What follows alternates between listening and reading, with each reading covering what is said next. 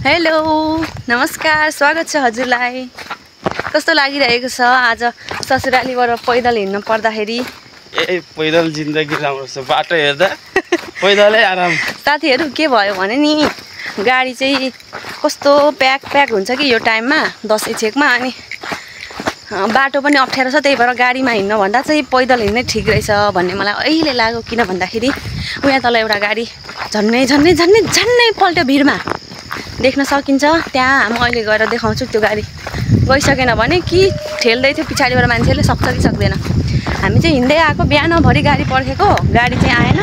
भत्के जतिकै गर्छ त, डरै लाग्छ गाइस मलाई त। नो पानी पनि परो, छाता उगारिदिनु त।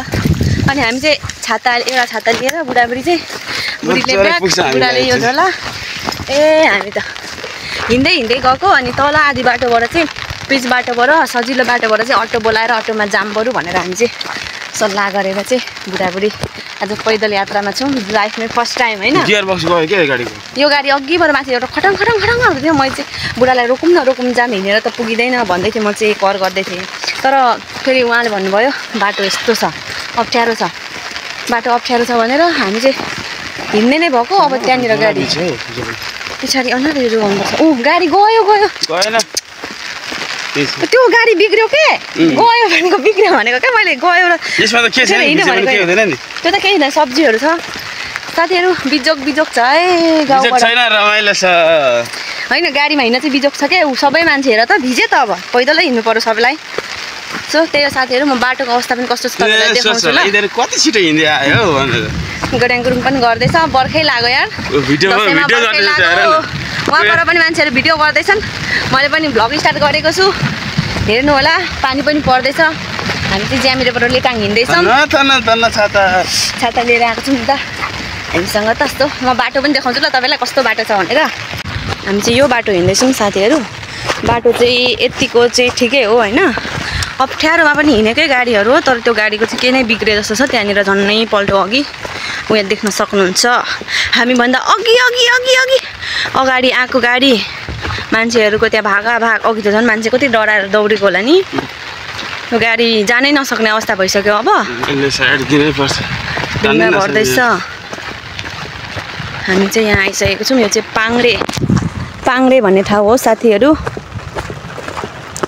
बुधबारबाट आएको गाडी चाहिँ त्यहाँनिर लापत्ता बेपत्ता हुन पुगेको छ। यो त अगाडि बोकौँ होला हो नि, ब्याग भिजेको छैन यसमा चाहिँ के पो छ। तर भित्ता नि केही छैन, तपाईँको लुगा छ, हाम्रो झोला छ नि त। सुकाउँदा हुन्छ तिनीहरू पनि। मोबाइल हातमै छ, मोबाइल चाहिँ जोगाउनुपर्छ।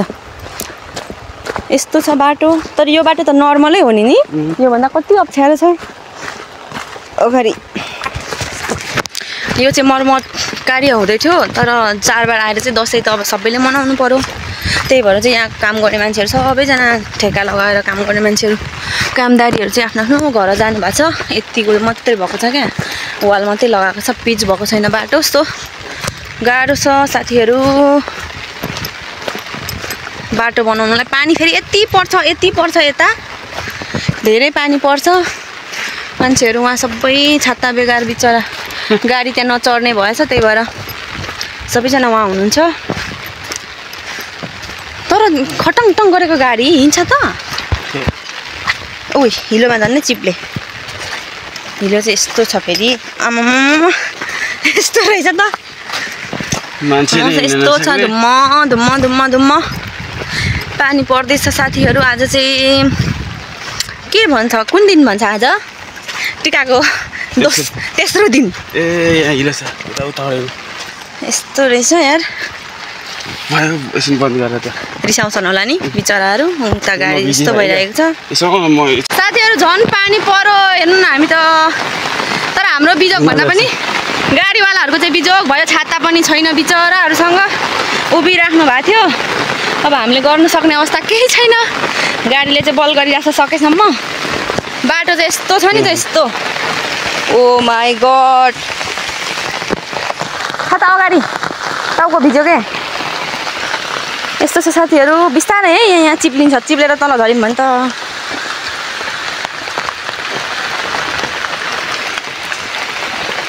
आउनु अलि त्यो अगाडि त्यो झोला त भिज्यो हामी चाहिँ जाँदैछौँ यस्तो बाटोमा बाटोको अवस्था हेर्नुहोस् साथीहरू नेपालमा सबैतिर सेवा सुविधा छैन गाउँघरमा पहाडमा यस्तो छ यस्तो चप्पल लाएर यस्तो हिलोमा छ्याप छ्याप छ्याप धान रोप्ने ठाउँमा जस्तो हिँड्नुपर्ने अवस्था छ अनि यस्तो बाटोमा बाइकमा कसरी जानु सेतो पानी त्यो जुत्तै धोइदिन्छु के हो यो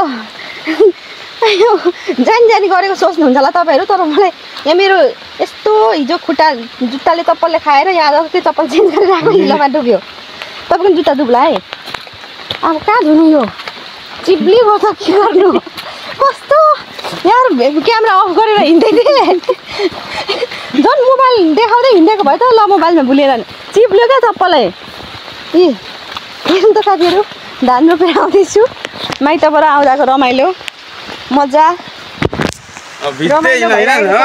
छाता चाहिँ आफू कब्जा गर्छु त के गर्छु त रमाइलो भइरहेको छ जोस् हिलो यार सक्यो अब चाहिँ हिलो एकछिन अलि सक्यो उतातिर अझै तलतिर कहाँ कहाँ होला यस्तो पानी पर्दैछ नि ऊ यो पत्ताले झोलाहरू छेलौँ न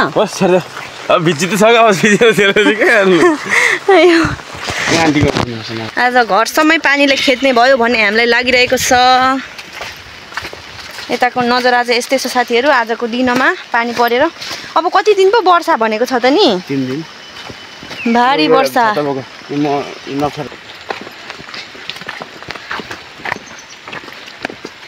हिँड्नु मजा लागिरहेछ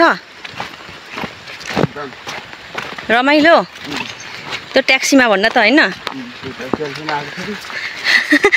आफै गाडी चलाउने भएर होला झन् कम्ता डराउँदैन अरूले चलाएको गाडीमा बाफ्रे मलाई भन्दा तपाईँलाई नै डर लागेर अघि नरोकेको नि रोक्दैन थियो पनि तर त्यसले हुटमा त लाउँदैन हुटमा त खाली थियो सबै प्याक थियो रोकौँ कि रोकौँ भनेको म चाहिँ यस्तो कुदाउँदैछ लड्छ हामी नै जित्यौँ साथीहरू हामी नै जित्यौँ त्यो गाडीको मान्छेहरू आएकै छैन हामी यहाँ तल आइसक्यौँ टोइलेट लागिसक्यो अब कहाँ जानु सार्वजनिक शौचालय लेखेको छ जाउँ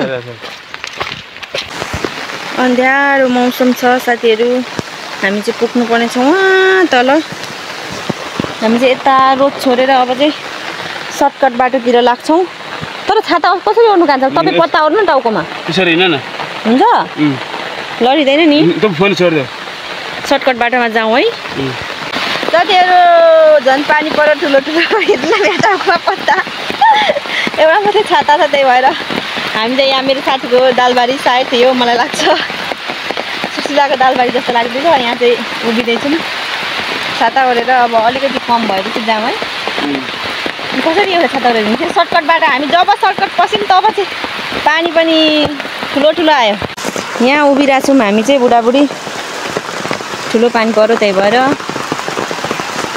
यहाँ चाहिँ दालै दाल रहेछ गोर्ने बेला भइसक्यो अनि भिजिँदैन त थियो तर घरमा कति चाहिन्छ नि त प्लास्टिक त अब काम गर्दाखेरि चाहिन्छ यो चाहिँ पाखाभरि दाल रहेछ साथीहरू अनि यो चाहिँ गोर्ने बेला भइसक्यो अब यो सबै झार गोरेपछि यो दाल रहन्छ कस्तो राम्रो हुन्छ फल्छ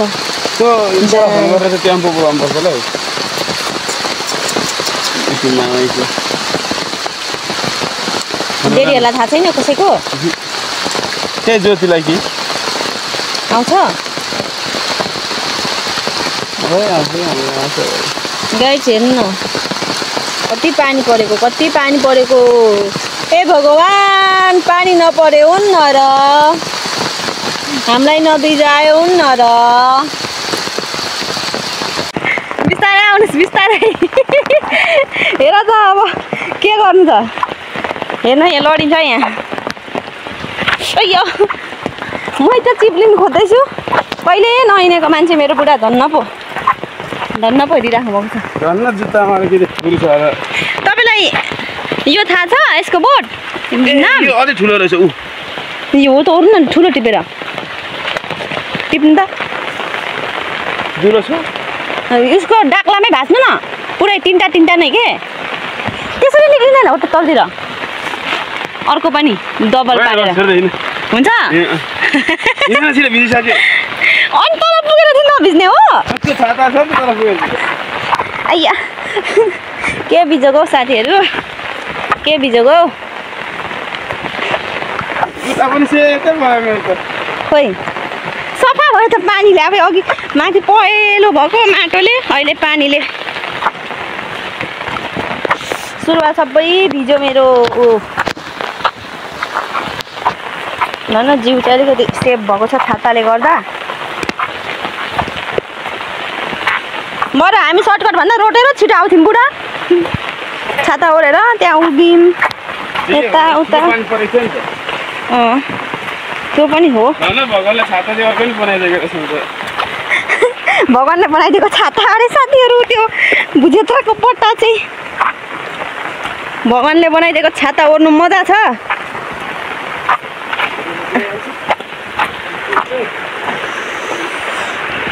यत्रो भल गइरहेछ नि खोला खोला रोडमा आइयो बल्ल भगवानले बनाइदिएको छाता भगवानले बनाइदिएको छाता ओरेर यस्तो हौ दसैँ आयो फर्किएन लाहुरे गाउँघरैलाई सम्झेर खोइ के पो भन्छ हौ चुटियो कि के हो ओलु सामान पल्लो घर की चमेली पल्लो घर की गीता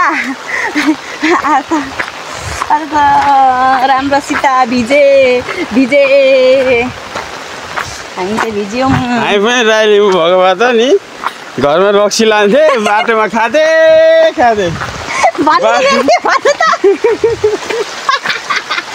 बुढी लागेको छ नि के गर्नु होइन घरमा बाउमा त बाउनु खाँदै यता मोबाइललाई कता गर्नु न दिउ खाएर के गर्नु झन् बुढी लाग्छ झन् चिसो हुन्छ होइन जाडोमा साथीहरू तपाईँले बुझ्नु भएन होला होइन मेरो क्यामेरा भिज्यो अनि म यस्तो गर्दैछु भन्दैछु हामी पनि राई लिम्बू भएरै जन्मेको भए चाहिँ अहिले यो जाडो महिनामा यो पानी परेको बेला तातो रक्सी होइन भर्खर पारेको रक्सी खाँदै घरमा सुत्दै बस्थे भनेर भन्नुहुन्छ क्या किनकि हाम्रो राई लिम्बूहरूकोमा मतवालीहरूकोमा घरमा रोगछेप त्यस्तो केही हुँदैन नि त सबै चल्छ नि त अनि अब अरूकोमा त चल्दैन सो उहाँले चाहिँ त्यही भनेको जस्ट फन होइन पानी चाहिँ ठुलो पऱ्यो मेरो घर पुग्छु भने पानी पनि रहन्छ हो त्यस्तै हुन्छ जस्तो छ भले त यत्रो ढुङ्गे बाटोमा पल्टाइदिउँ क्या हुँदैन त्यस्तो गर्नु हुँदैन माथिको गाडी पो बिचरा नि निस्क्यो कि निस्केन आएन अझै त्यो मान्छेहरू के गर्यो होला हामी हिँडेरै जित्यौँ हाम्रो त स्टेसन आइपुग्नु आएको थियो जाँदैछौ यो चाहिँ रहेको छ साथीहरू सुङ्गुरे झरना हेर्नु न मैले सुनेकै तर अरूको मुखबाट सुङ्गुरे झरना किनकि नि माथिको घरको एउटा सुङ्गुर अरे यहाँ माथिबाट लडी झऱ्यो भनेर मर्यो अरे क्या यहाँ हो पो त यही गाउँको मान्छेले भनेको है माथि घरहरू छ नि त अनि त्यहाँको सुङ्गुर माथिबाट लडेर झरेर यहाँ तल मर्यो अरे यहाँ त्यही भएर यो झरनाको नामै सुङ्गुरे झरना हो है साथीहरू सुङ्गुरे झरना क्रस गर्दैछौँ हामी चाहिँ त्यो अघिको गाडी चाहिँ बनेर पनि उता गइसक्यो हामीलाई छोडेर पो गयो हामी जित्यौँ भनेको त गइसक्यो बनाएर पनि हामी चाहिँ जाँदैछौँ याङसिला पनि पुगेको छैनौँ याङसिला पुगेपछि अटोमा जाऊँ भनेको त्यहाँ पनि अटो छ कि छैन बोलाम भने कसको बोलाम नम्बर छैन के गर्ने के गरौँ के नगरौँ गड्याङगुङ गरेछ अब हामी घर पुग्नु आँट्यौँ भनेपछि चाहिँ साथीहरू यो पानीले केले पो पानी झार्नुहुन्छ अरे इन्द्र भगवानले होइन त्यो विष्णु भगवानले पो जुन भगवानले भए पनि हामीलाई चाहिँ आज बिजोगकै बनाउनु भयो एकछिन भए पनि उयो रहेछ नि धारा ऊ तर अलरेडी खुट्टाहरू सफा छ पानीले भिजेर पानी अलिअलि परेको भए पो कत्रो ठुलो पर्यो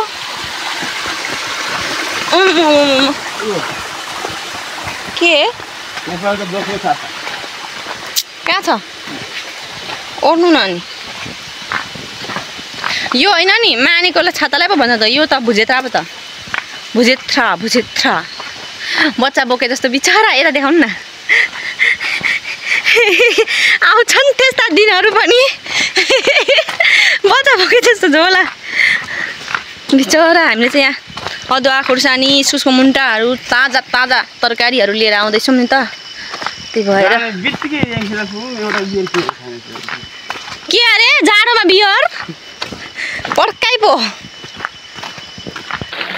ल है साथीहरू हाम्रो चाहिँ खाजा तयार भएको छ यो चाहिँ के हो यो चाहिँ हाम्रो छोराहरू चाहिँ यहाँ छ पानी अझै पर्दैछ सुरु गरे होइन रातो भाइले खानु नि त लु फर्स्ट बाइट खाए ल भन्नु न हामी चाहिँ अब खाजा खान्छौँ अनि हाम्रो चाहिँ अटो आउँदैछ सो हामी चाहिँ अटोमा जानेवाला छौँ काक्छु ल यहाँको चप्पल एकदम मिठो हुन्छ नि जाम्मै छ टाइम कति परेको